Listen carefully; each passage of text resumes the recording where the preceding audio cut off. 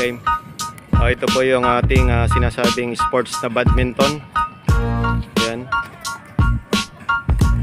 Actually itong badminton ay nag-umpisa sa Greece, India at sa Egypt. Nag-umpisa ito nung mid-1800s na. Until nagmula nga ito sa game na Puna. It was inspired by the game Puna. Developed in British India. And then napasali na po ito sa Olympics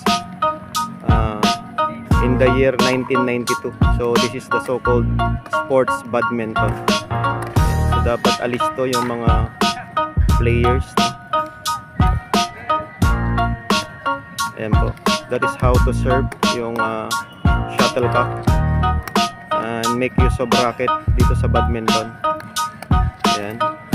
That is how to serve. Ayan. So dapat wag tatama dun sa linya para hindi mamali. Okay? Maka-score yung kalaban. So dapat maliksi both players. Ayan.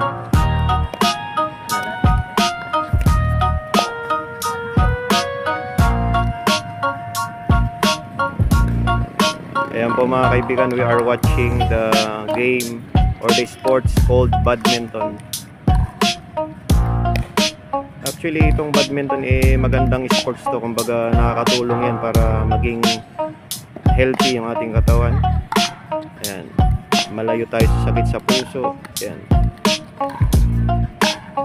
ayan, maging maliksi. Ayan.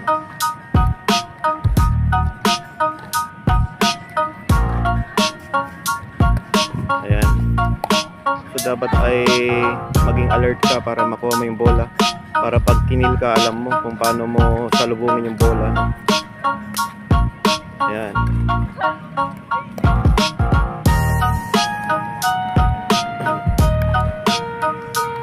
Ayan.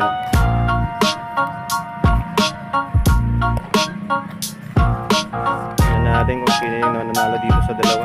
Kung yung babae, yung lalaki.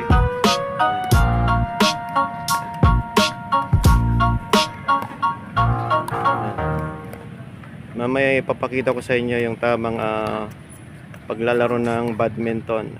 Makikita nyo ako mamaya. Demo ko. Ayan. Habang for the meantime pinapanood muna natin tong dalawa.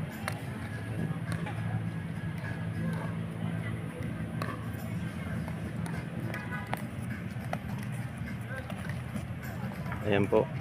So as you can see, pinapanood po natin yung larong badminton. Isa sa paboritong nilalaro ng mga Pilipino, badminton. Here in the Philippines, started doon sa Olympics in 1992. Pero ito ay actually nag-umpisa noong mid-1800s, no? Sa British India. It was inspired by the game Puna. Actually, yung badminton started in Egypt, in Greece, and in India. So, matagal na pala itong nilalaro, no? Ng mga athletes, no? And masayang itong laruin, no? Kasi nakakapagpasigla ng katawan. So ginagamitan ng matinding isip din yan, skills, agility. So dapat ay alisto ka so that you can win in this game, no? The so-called badminton.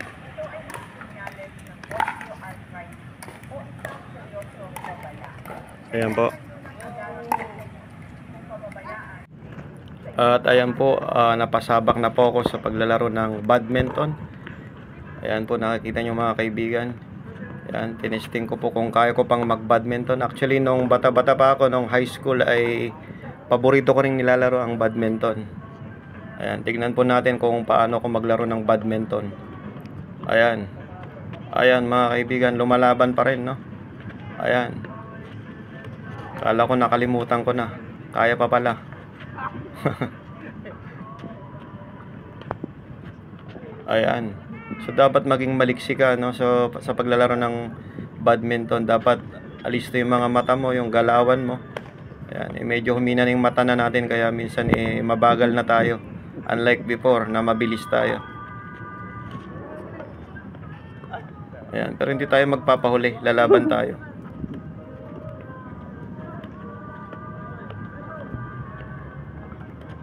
Ayan po. Ayan. So muli, ito po si LATV. So please subscribe and like my channel. Thank you.